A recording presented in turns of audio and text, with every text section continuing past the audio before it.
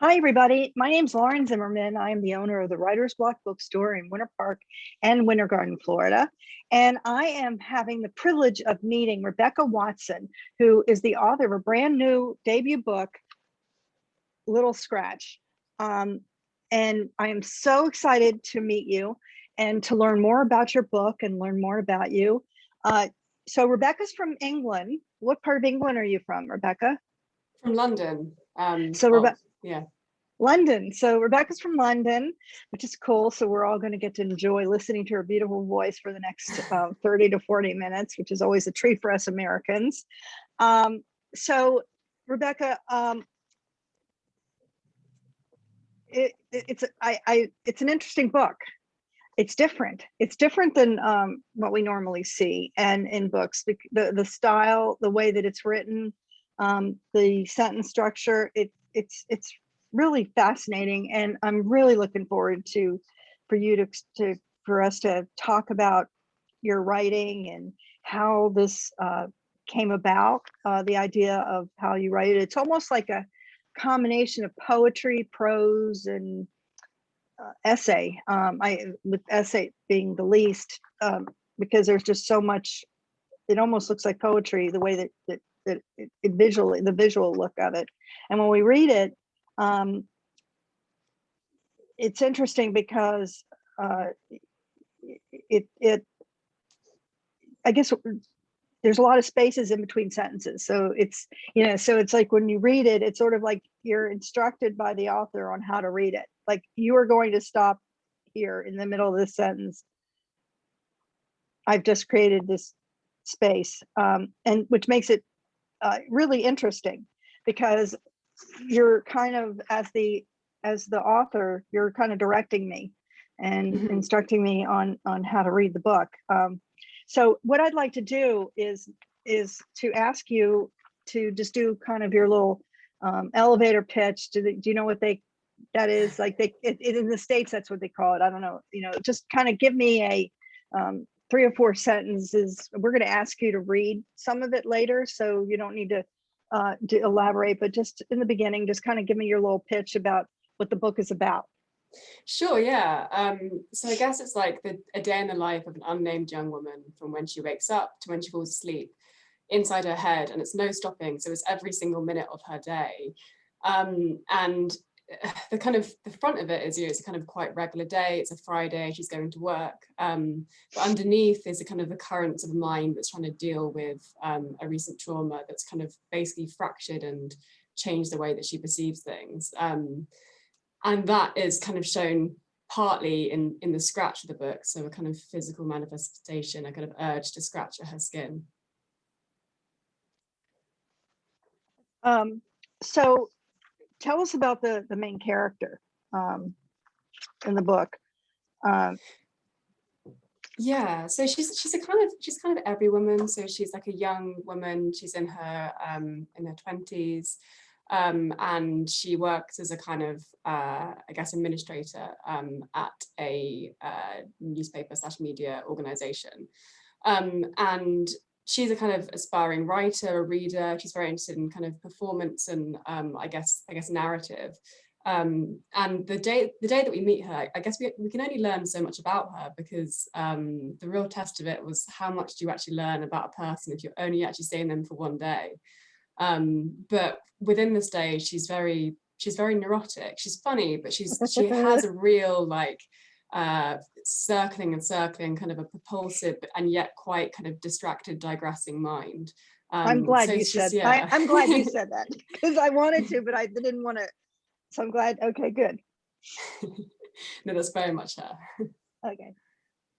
So I'm sorry, I interrupted. So she's kind of neurotic and it's her day. This is a day in the life. And this particular day, she's dealing with a lot of stuff.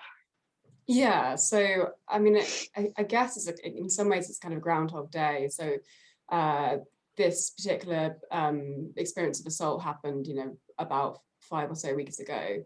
And what we're seeing is her, going to work. She hasn't confronted what's happened to her. But under the surface is a circling around the subject, and she gets closer and closer to the idea of what has happened to her. But with the kind of physical environment of the day. I mean, it's literally her, you know, checking the stationery cupboard to see whether there's enough stuff in there, choosing what she wants for lunch, like noticing kind of strangers in the street and making some kind of assessments to what they're like. The main character is her boyfriend, who she refers to often as him, who is kind of off stage for most of the book until later in the evening when she meets him at the pub. And so yeah, it's the plot of the book is really the movement of her mind rather than the movement of her body. So was there a reason that the way that it was structured in in sentences? I guess it's hard to ask the question without our viewers actually seeing the way that the book is written. So I'm just going to hold it up like this. The book is this. It's looks like a poetry. It's kind of in like you said, it's exactly what the inside the brain and her neurotic thinking is like. But how did you go about designing the spacing of this? It's almost like an artistic being, like, you know, like from an artist, they look at things like figure ground, where, you know, how are the, not only is how are the words going to be placed on the page, but literally how are the words going to be placed on the page. So how did you come up with this idea?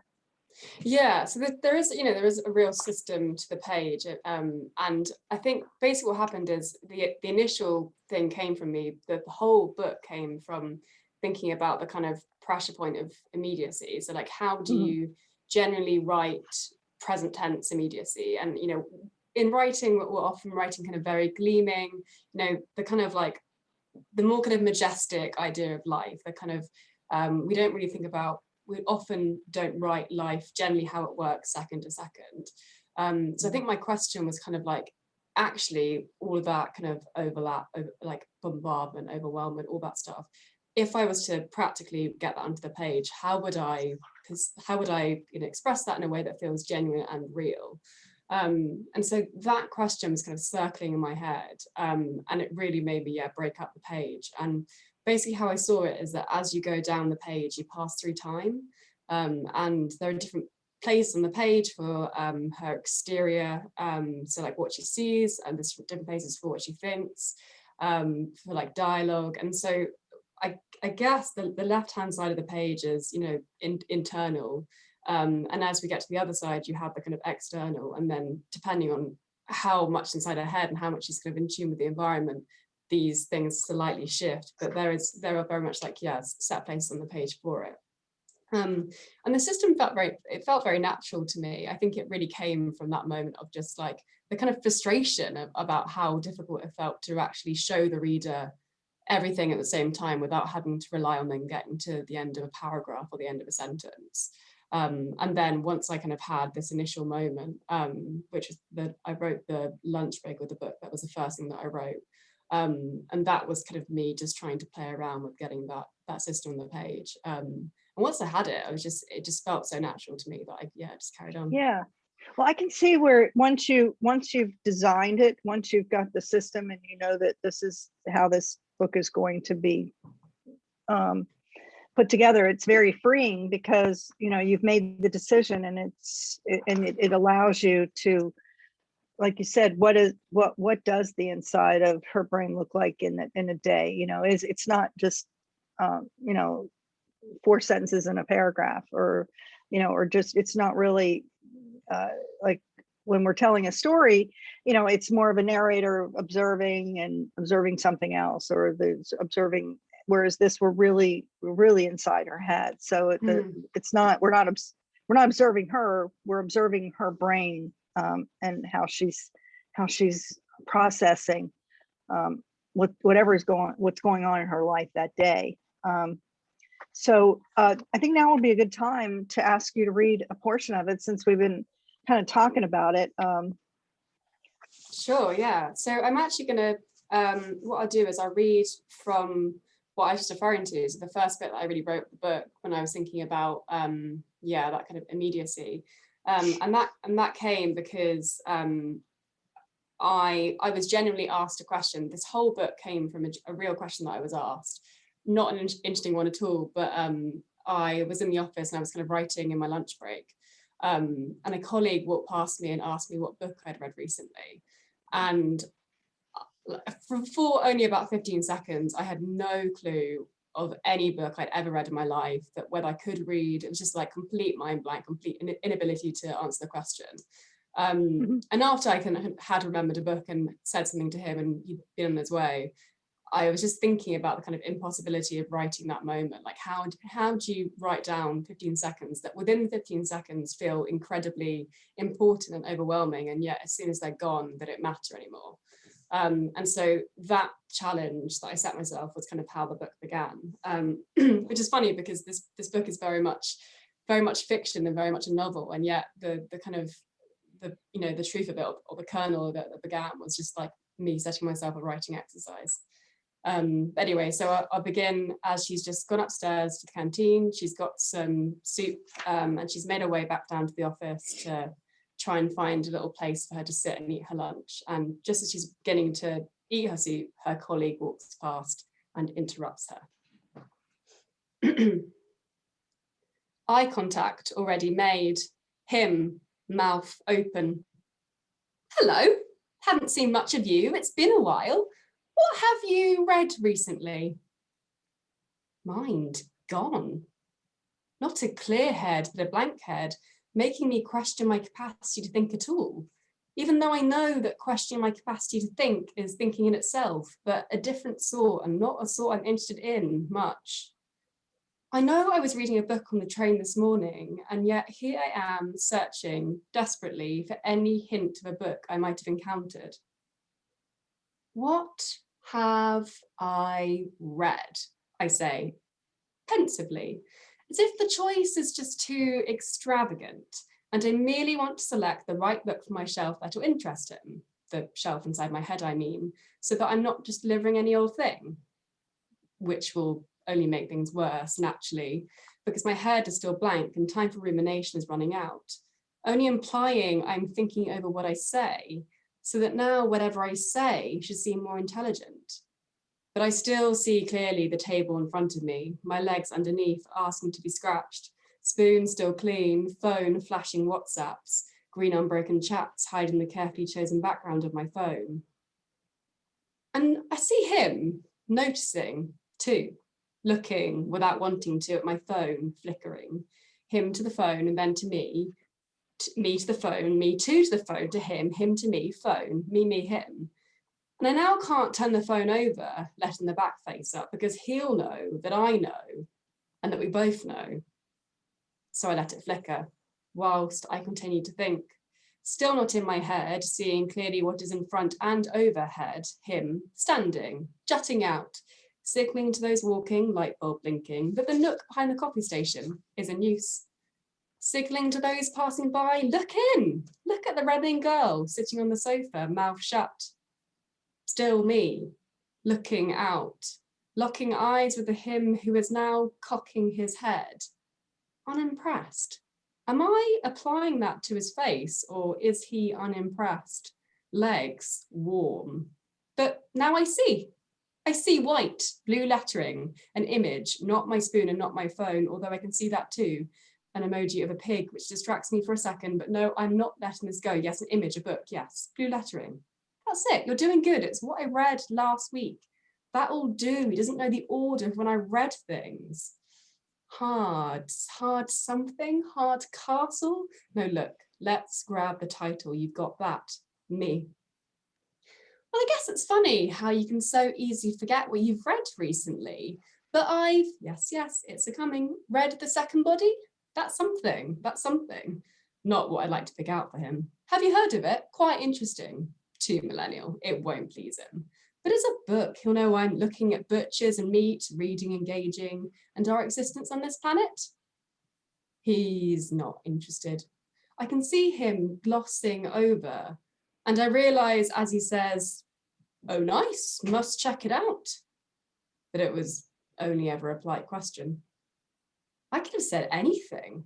Well, not anything. If I had said cloud atlas, perhaps he might have wrinkled the bridge of his nose, but really I could have gone, he's gone, with anything. Slide phone, WhatsApp, my hymn, 2 ticks, still not read, me. Why is it whenever anyone asks what I've read, I go completely blank? I have the same problem. and I own a bookstore. It's funny because you are put on the spot, and people say to me, well, what are you reading? And my classic answer is, it hasn't been published yet. I spend more time, I'm always, I'm reading books that are coming out instead of books that are already been out. And then I forget, it's like you draw a blank. I almost want to put it on your phone so that you can just kind of like go through your list of your favorite books. Yeah. I think this style of writing, and I'm listening and reading, and I think that it's so brave that you're doing it this way, and that it's such a different style. And I think that we're always looking for something new and fresh and different. And I think that this book would be great and perfect because it's easy to read. It's different. The writing is different, and the plot is different, but it's not difficult.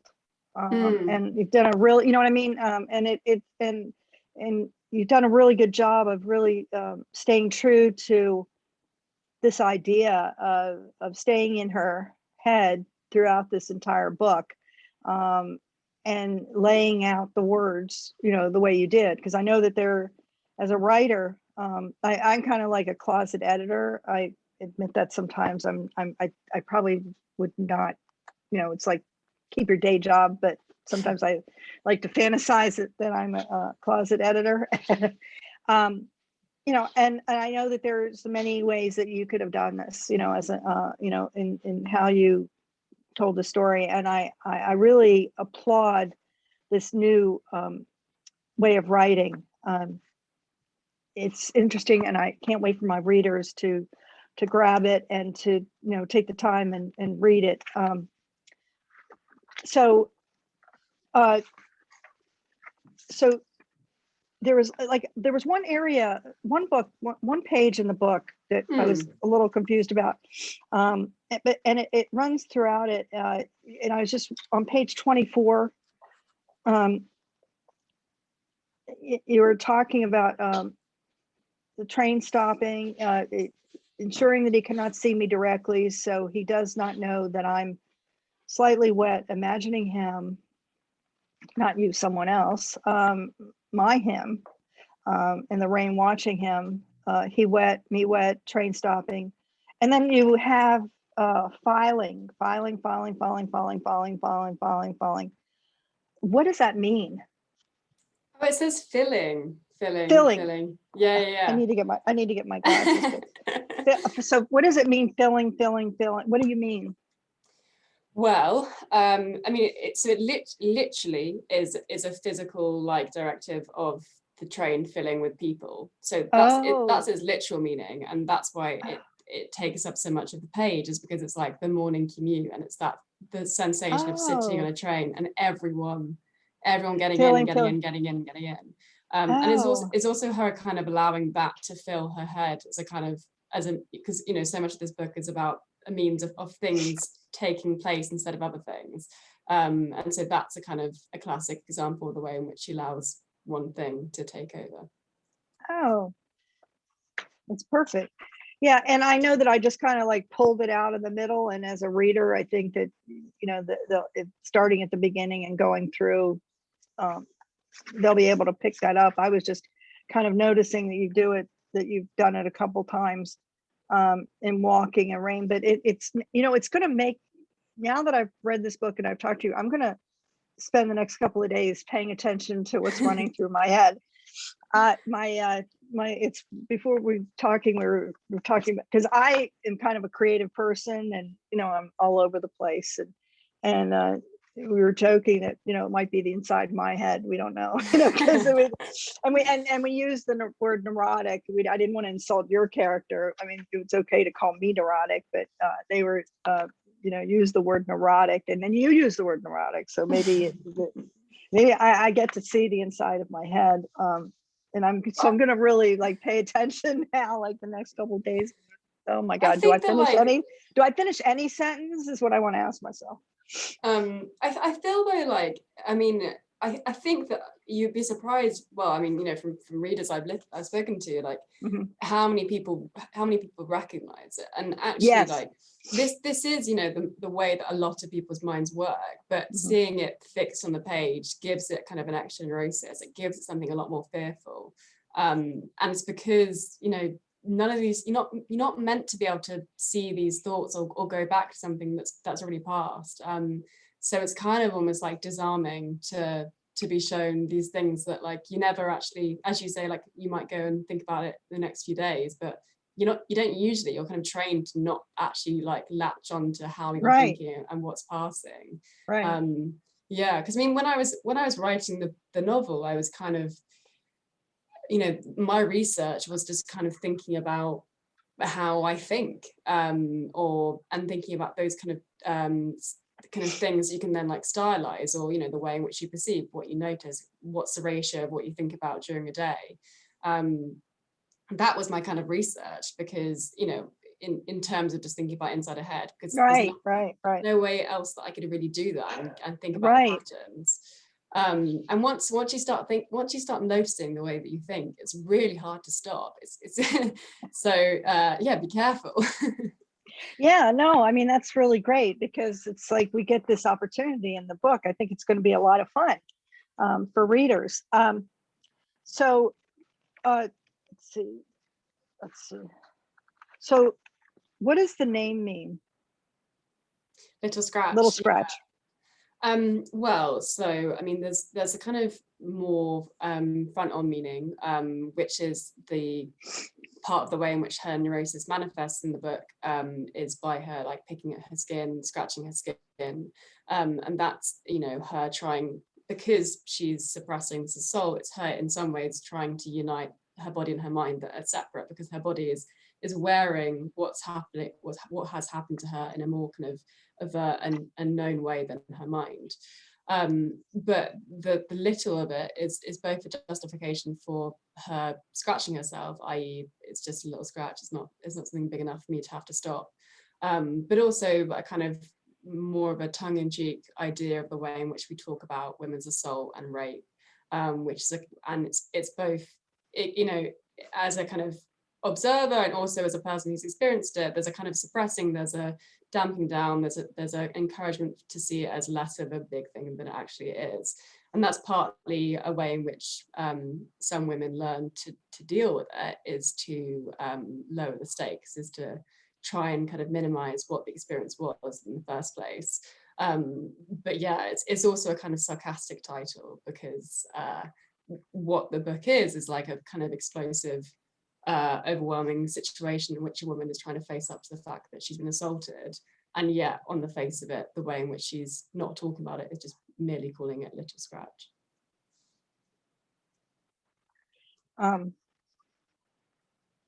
Yeah, I think, and I think for the reader, it's important to know, we're not without, there are no spoilers or giving away that there is, this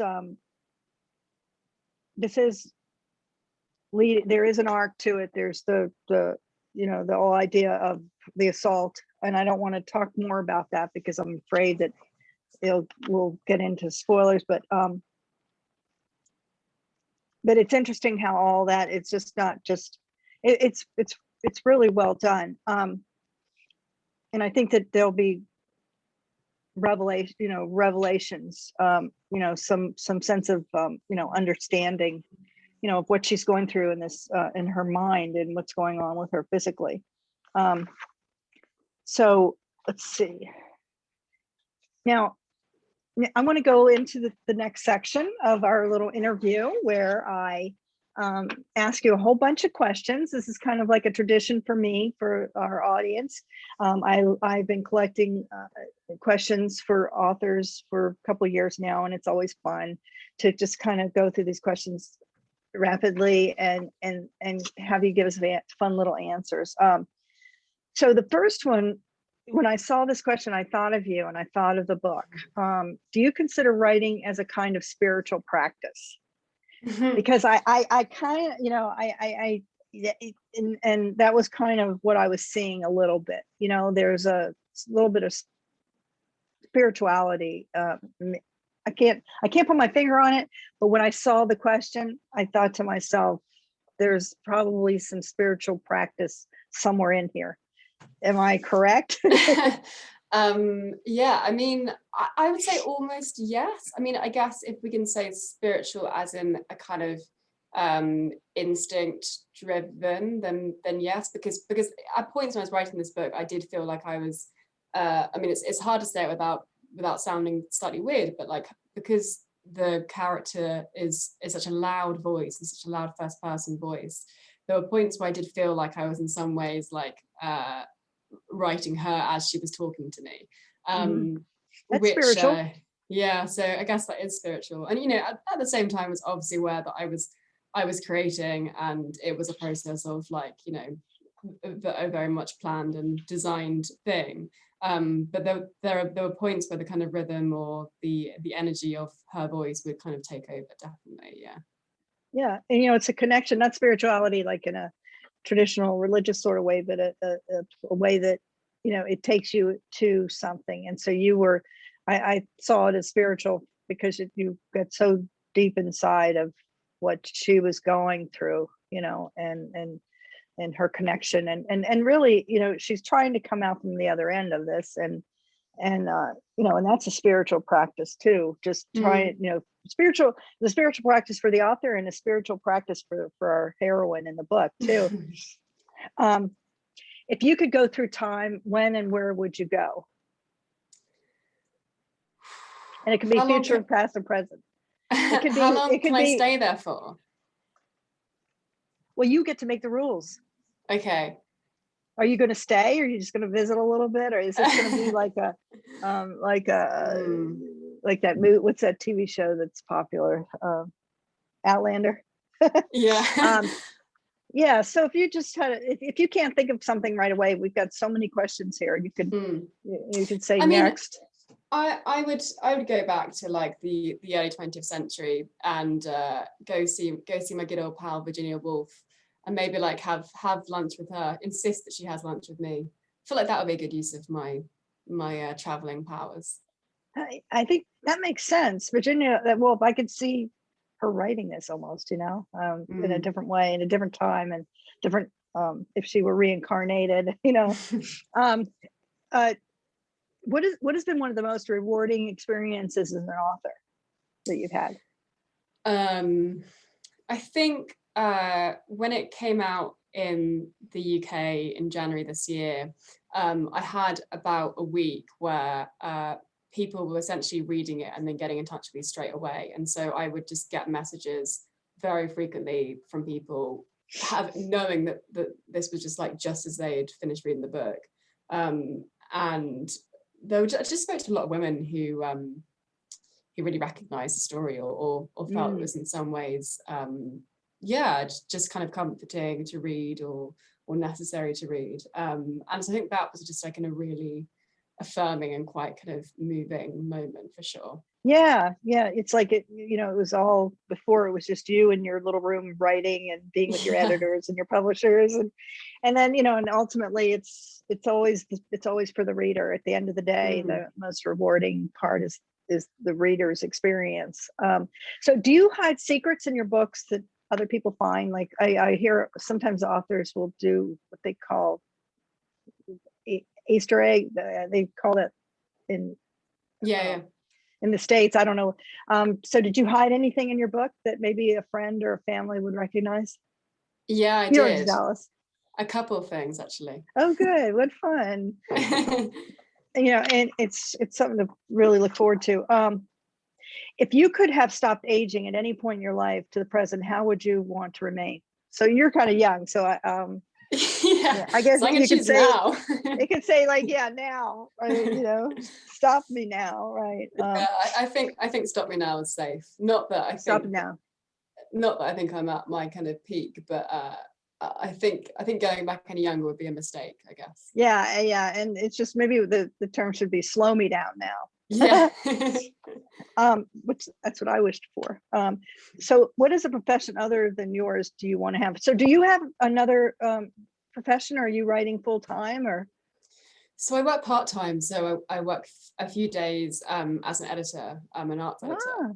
Oh, Yeah, but but the question would be what other, but what profession, yeah. like if you other profession other than yours that you would want, like is there, Mm. you might be already have your dream job, but if you were to imagine anything else that you would want to be, what would that be?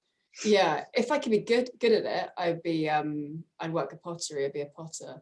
Oh, I think that'd be really amazing. I love the kind of tactility of that stuff. It's just incredible. But I definitely wouldn't be any good at it. So only if I can also be given talent. oh yeah. I mean, it's your fantasy. You get to, I do. be. If the profession other than yours that you don't want to be. Mm. Oh, lots of things. Don't want to work in banking.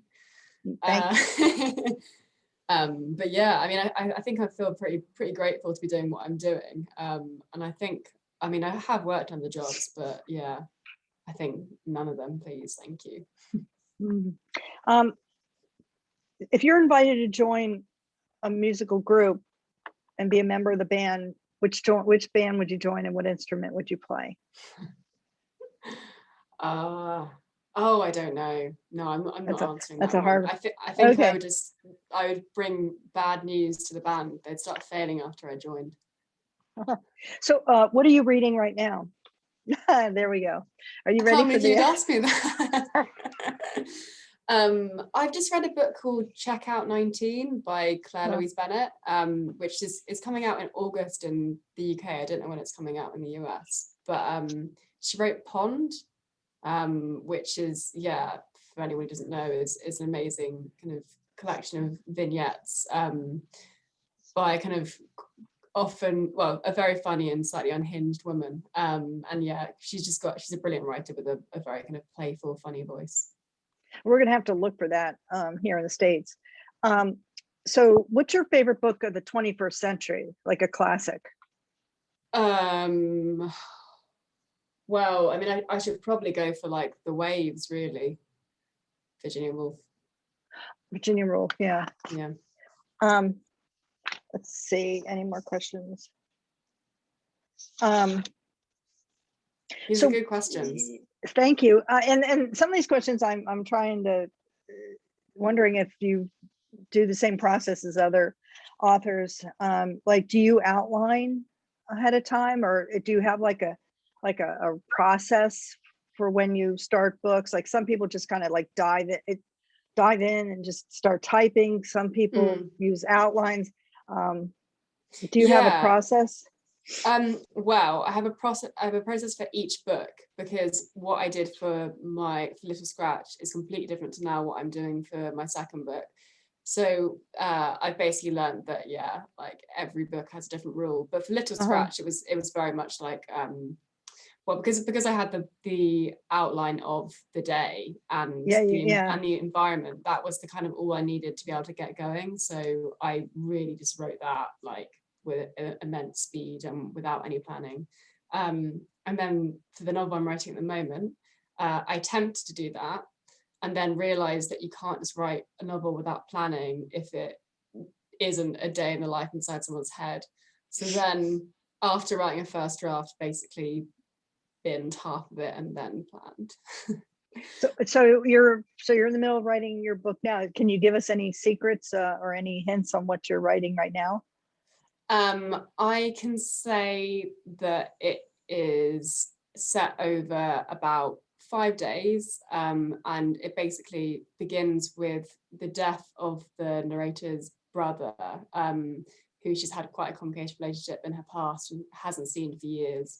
And that death kind of sets a kind of unraveling and a kind of immersion in her past that she can't control. That's as much as I can say. Oh, good. So this is a question I could almost answer myself about this book. But have you read anything that made you think differently about fiction? So for me, this book allowed me to think a little different about fiction because of the way that it's written, and I'm enjoying that. But has there been anything that you've that's inspired you or read that makes you feel differently about fiction?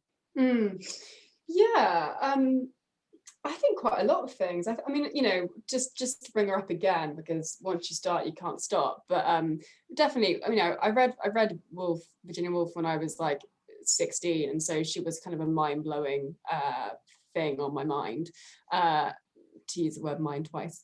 And she really showed me the kind of the limits of what I thought fiction were just way further than I'd kind of, you know, staked them. And so she was definitely massive. Also the playwright Sarah Kane, who has this kind of incredible language and control and kind of violence within her voice that is just like really unsettling and really effective. What's her name again? That sounds like something some of our audience might want to read. So she's called Sarah Kane. She's a British playwright, and she is kind of, I mean, I read her collection of plays probably every year. They work really well just to read, and yeah, she's just so experimental and just completely doing her own thing. Oh, that is so cool. If you were to be a news correspondent posted in any foreign country, where would that be? Ooh. I've always fancied like being sent to Madrid. I think that I love that city, and I think that was just a place that I thought about a few years ago when I was kind of working in journalism more generally, and I was like, yeah, if I was sent there, I'd dig that. So that's my response. As a writer, what would you choose as your mascot, your avatar, your spirit animal? Is that something that because it's like we don't know if this transferred across the pond. Like, we kind of joke about we each have our own spirit animal here. I don't know if that's a kind of a joke. Yeah, not have really. You ever heard of it? No. But if you like a spirit animal, if you could identify with any like animal, like the animal that you would connect with the most, like if you. Yeah, I mean, it's really generic, but I do think I can have quite a puppyish quality. So probably like a dog or something. Also because I'm very loyal, so I feel like that works. Dog. Yeah. And also, you know, love a bit of affection. So, you know, all works, I think. Yeah. Okay, so is there anything else that you wanted to tell us, you know, about the book that I didn't ask you, or that you're excited about, or any recommendations on any other books that you've read? Is there? Well, I don't think anything else about the book apart from obviously that you have to buy it. Right. But yeah, I mean, I think the main stuff I'd recommend is like Sarah Kane, really. And then the other one that I thought is a kind of interesting comparison, because it wouldn't be explicitly obvious, but I think that the Spanish novelist called Javier Marias, who's just has this amazing canon of work, and he has this amazing skill of like the narrator will, you'll be in a scene and the narrator will kind of digress you away and away and away to a memory, to another moment that he's thinking about, and then about 4 pages later he'll just kind of spin you back to exactly where you were, back to that cafe that you were sitting in. And he has this just like really interesting control over the reader, where he can just travel you so far and then still be able to ground you back in. Wow. And I remember really thinking about him when I was first writing Little Scratch, because I think you kind of have to give yourself a form of permission to try and trust a reader, and to try and get them to you know, read something that maybe seems a bit strange or a bit ambitious. And even though he's not at all formally divergent anyway, I always thought about the way that he trusts and controls the reader. I think that he's just like, a very inspiring novelist to read. He actually lives in Madrid, and most of his novels are set in Madrid. I think he's definitely the reason why I answered Madrid to that. What's his name? What is his name? What's his name? Javier Marias. we'll have to find him, see if he has any translations here in the country, in the United States. I'm sure he will, yeah. Yeah, I'm sure too. Well, so hopefully now that you're working on your next book, when the world opens up again, and maybe you'll get a chance to tour in the United States for the new book. Of course you want to come to Florida.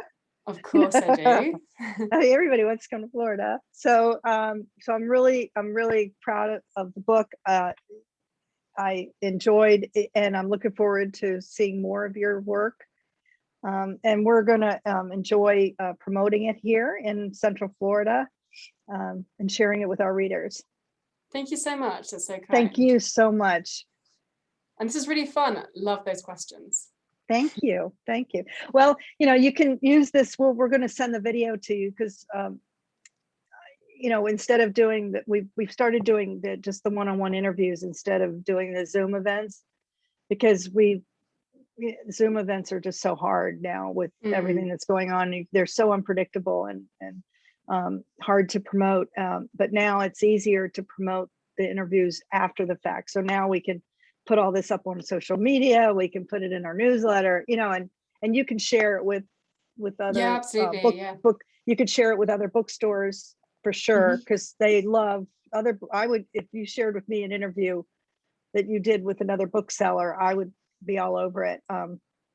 So, and use it. So congratulations. Cool. I love authors. Thank you for everything you do. Thank you. Thank you. I mean, we need you. You're the ones that we love. So yeah, it's a love fest. Thank you so much. All right. Well, it's nice to meet you. Nice to meet you too.